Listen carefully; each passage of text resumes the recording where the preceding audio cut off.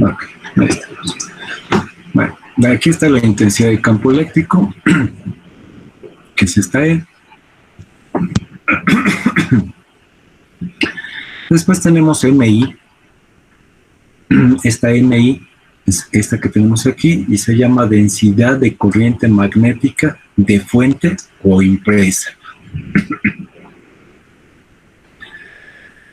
Después tenemos la de desplazamiento. Esta que es la derivada parcial de B respecto de T. Y esta se llama densidad de corriente magnética de desplazamiento MD. Y esa a su vez pues da la total, ¿no? MT. Pero aquí lo que quiero que vean es que están adicionando este término MI. Este término MI es el que está adicionando este señor de Balanis en esta ecuación. Voy a regresarme a las ecuaciones previas para que vean. Voy a borrar esto que tengo aquí. Y quiero que observen esta ecuación.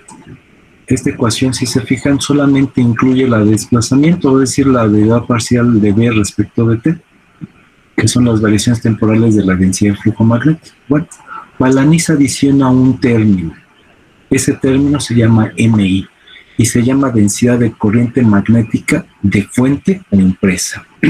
Bueno, era necesario incluir este término por lo siguiente. Pues resulta que en el circuito equivalente de las antenas, cuando estamos hablando de antenas que están operando en modo de recepción, el modelo tiene que ampliarse.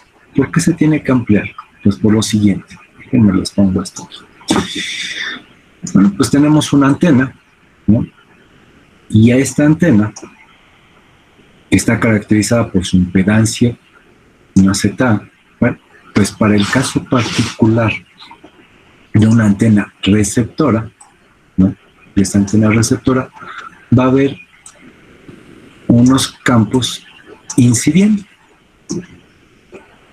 Entonces estos campos, ya sea eléctricos o magnéticos, que están incidiendo sobre la antena, nos van a generar algo que se llama una fuente, ¿no? Una tensión que va a aparecer en las terminales de la antena. Y estas terminales de la antena van a estar directamente relacionadas con la tensión de fuente que va a estar producida por estos campos eléctricos o magnéticos, estas intensidades de campos eléctricos y magnéticos de fuente o que están siendo inducidos en la antena. Y por eso era importantísimo en la ecuación de Maxwell adicionar este término que se llama densidad de corriente magnética de fuente o impresa. Y esto es lo que nos va a permitir, de alguna manera, complementar el modelo de las ecuaciones de Maxwell. Y por eso este señor de Balanis lo incluyó en este modelo de las ecuaciones en forma diferencial. Bueno, déjenme les muestro qué es lo que ocurre con H. Con H ocurre algo muy similar. Tenemos la intensidad de campo magnético, ¿no?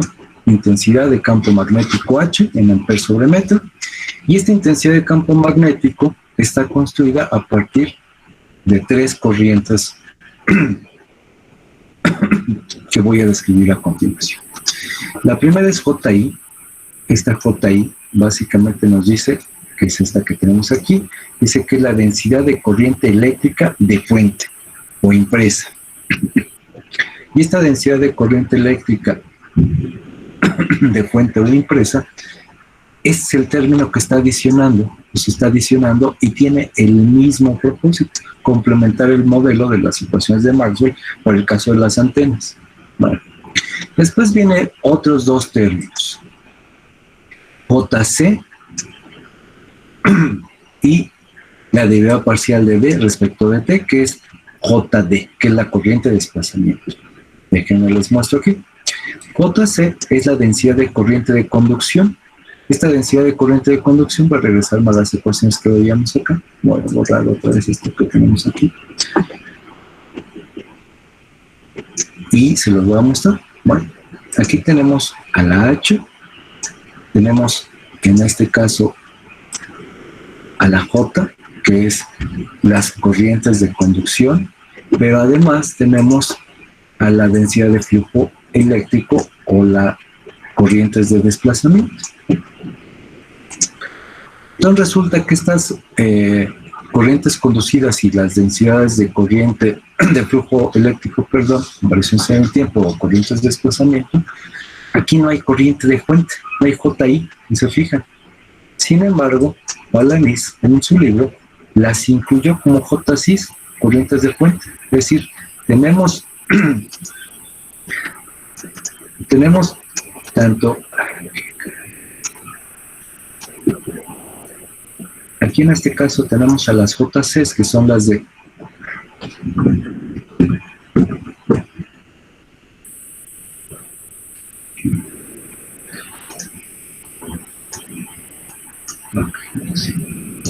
tenemos aquí los tres términos. Tenemos a las JCs, que son las densidades de corriente de fuente, esta que tenemos aquí, que es esta que tenemos acá, que es el término nuevo que se adicionó. Después tenemos a la JC, que son las corrientes de conducción, densidad de corriente eléctrica de conducción. Y finalmente vamos a tener a esta desplazamiento, ¿no? Que es la densidad de corriente eléctrica de desplazamiento. Entonces la intensidad de campo eléctrico H, o rotacional de H, va a estar construido a partir de la suma de estas tres corrientes, la de fuente, la de conducción y la de desplazamiento.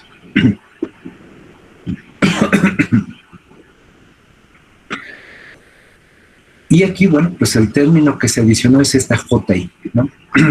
Y se fijan, básicamente vuelve a ocurrir como la MI, ¿no? Que es la densidad de corriente magnética impresa. Bueno, pues acá va a haber una densidad de corriente eléctrica impresa o de fuente, ¿no? Que son las verdes que estoy ahí poniendo en la pantalla. Bueno, finalmente vienen los dos últimos postulados, uno que es de Gauss eléctrico y otro el de Gauss magnético. Bueno, el de Gauss eléctrico lo pone en términos de la divergencia de B, la densidad de flujo magnético, del flujo eléctrico, perdón.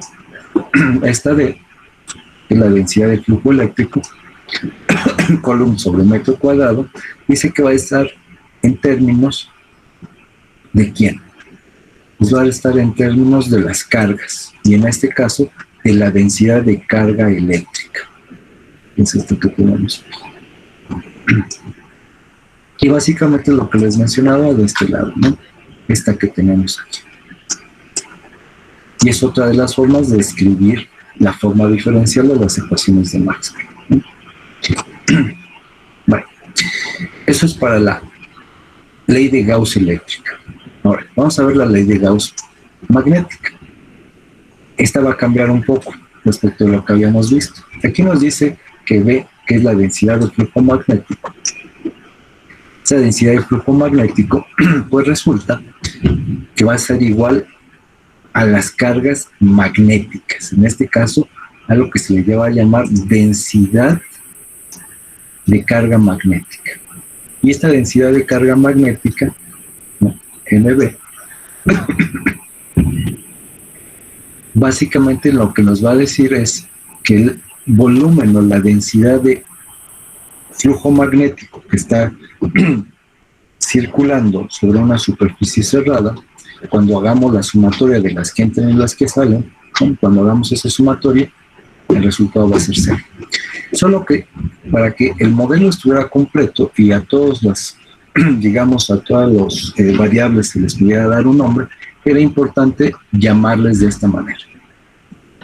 Ya que si hacemos un análisis del nombre, podemos ver que una carga, regularmente cuando hablamos de cargas, nos referimos a qué? Pues digamos, a una componente con una sola carga, por ejemplo, un electrón, que es una carga puramente negativa. Bueno, cuando estamos hablando de cargas magnéticas, no es solamente una carga con un signo en particular, sino que siempre van a ir en pares, ¿no? Y por eso se les llaman dipolos magnéticos, es decir, como los imanes, que tienen una polaridad positiva, una polaridad negativa, un norte y un sur. Sin embargo, para poder llamarlo de alguna manera en este modelo electromagnético, era necesario ponerle un nombre. Y ese nombre se llama densidad de carga magnética. En esencia, esta densidad de carga magnética tendría que ser cero, ¿no? Y por eso muchas veces se llama que es una densidad de carga magnética o una cantidad ficticia para poder llamarle de alguna manera.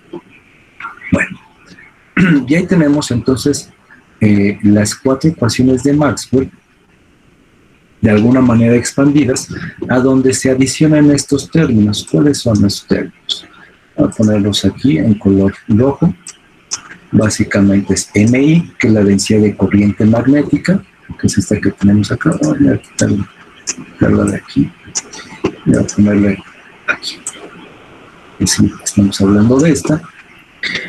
Después se adicionó ¿cuál otra? JI, que es la densidad de corriente eléctrica de fuente o impresa, que es esta otra que tenemos acá. ¿Cuál otra se adicionó? Pues se adicionó esta última que se llama densidad de carga magnética. Entonces, si se fijan, estos son los 3 cambios respecto de la teoría clásica de las ecuaciones de Maxwell, que sin embargo se tienen que adicionar para el fenómeno de elementos radiantes, porque es necesario incluir este término de una fuente o una densidad de corriente eléctrica o densidad de corriente magnética de fuente. Ahora, ¿cómo podemos entender esto de manera práctica, digamos, en la vida real? Bueno, por supuesto, junto con estas ecuaciones que les pongo aquí, bueno, pues también estará la de continuidad, ¿no? Es decir, estas no se podrían entender si no se conoce esta ecuación de continuidad. Pero bueno, voy a ir de este lado y voy a mostrarles, digamos, la manera más simple de entender estas 4 ecuaciones de Maxwell en términos de un capacitor y de una bobina o un transformador. Bueno, vamos a empezar en primera instancia con esta ecuación. Voy a ponérselas aquí, que es el rotacional de H, y el rotacional de H, o la intensidad de campo magnético, está construido a partir de 3 Jotas. La corriente de fuente, la JI, más la de conducción, la C, más la de desplazamiento. Entonces, hay 3 corrientes que nos describen justamente la intensidad de campo magnético. Bueno, ¿cómo los podemos ver en este circuito? En este circuito tenemos básicamente un capacitor, pero además del capacitor, pues tenemos algo muy interesante que es un dieléctrico. Entonces tenemos aquí un dieléctrico entre las 2 placas paralelas. Estas placas paralelas, por supuesto, bueno, pues estarán cargadas cada una con diferentes potenciales, ¿no? La placa superior con cargas positivas y la placa inferior con cargas negativas. Bueno, por supuesto, al interior habrá una densidad de cargas, ¿no? Y por supuesto, este dieléctrico estará representado por su característica, por su éxito, ¿no? La permitividad del dieléctrico, ¿no? Entonces nos dice que la intensidad de campo magnético que va a ocurrir en este circuito eléctrico que estamos viendo aquí está construido a partir de estas ecuaciones o a partir de estas constantes.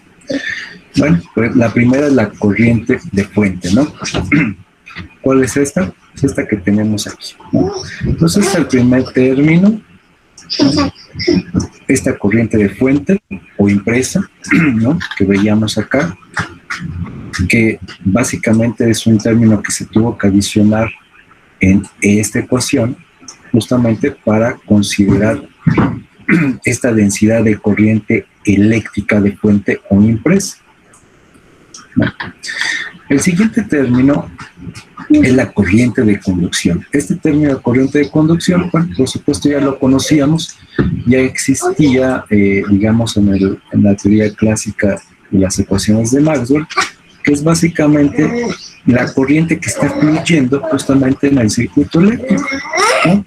Esta corriente que está fluyendo, pues es la que nos permite que haya justamente este flujo de corriente sobre este circuito de fuente con capacitor. Bueno, aquí lo interesante es lo siguiente, y viene el último término, que es la corriente de desplazamiento. Esta corriente de desplazamiento no es más que la corriente que se está produciendo al interior del capacitor. Y esta corriente de desplazamiento, si se acuerdan, la podemos escribir de esta manera, que es la derivada parcial de D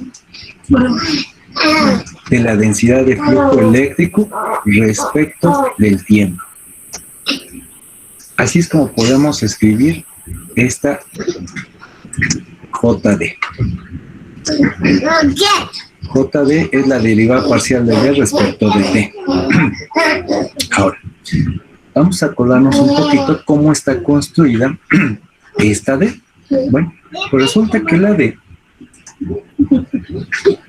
la densidad de flujo eléctrico es directamente proporcional a la permitividad del medio multiplicado por ¿quién?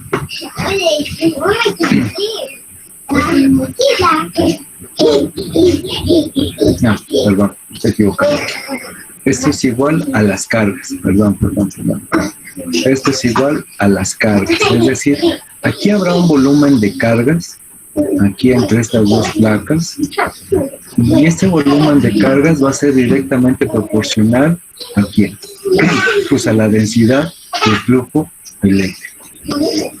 ¿De qué ecuación me estoy apoyando? Pues me estoy apoyando justamente del postulado de Gauss eléctrico. Este postulado de Gauss eléctrico que vimos aquí, que es la tercera ecuación de Maxwell, nos dice que el rotacional de D es igual a la densidad de flujo eléctrico o de carga eléctrica. ¿Qué es esta ecuación que tenemos acá?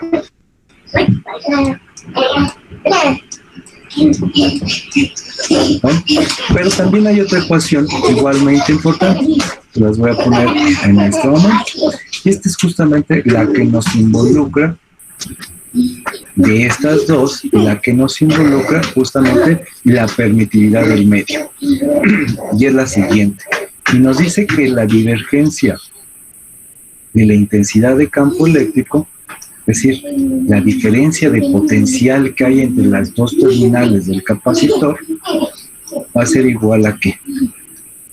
Al volumen de cargas dividido sobre la permitividad del medio. Y aquí es donde podemos ver justamente que este volumen de carga que hay entre estas placas paralelas, pues justamente lo que nos está describiendo es cómo la intensidad de campo eléctrico o la diferencia de potencial que hay entre estas dos placas paralelas, lo que ocurre aquí, este E que ocurre entre estas dos placas paralelas, va a estar directamente proporcional a la densidad de carga eléctrica que hay entre estas dos placas, influenciadas por el dieléctrico que hay entre ellas, ¿no? Y esas a su vez, bueno, pues lo que nos van a controlar justamente es la corriente de desplazamiento, esta famosa JD, ¿no? Y se fijan básicamente, al incluir este término, justamente nos permite construir que la intensidad de campo magnético va a estar creado a partir de la corriente de fuente, la corriente de conducción y la de desplazamiento. Pues como pueden ver, en esencia, este postulado de Ampère-Maxwell pues nos describe perfectamente bien todo el fenómeno electromagnético en un circuito eléctrico muy simple, como puede ser una fuente, una resistencia de un capacitor. Nos describe de manera muy simple justamente este postulado de Ampère-Maxwell, que es el rotacional de H igual a las corrientes de fuente más las corrientes de conducción más las corrientes de desplazamiento.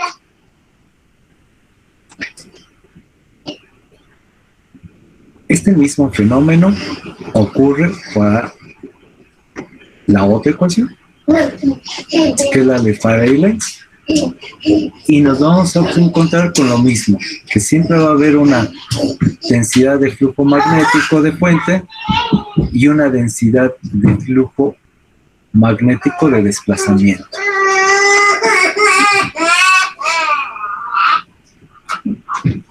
Muy bien, compañeros, ya son las 10 de la noche.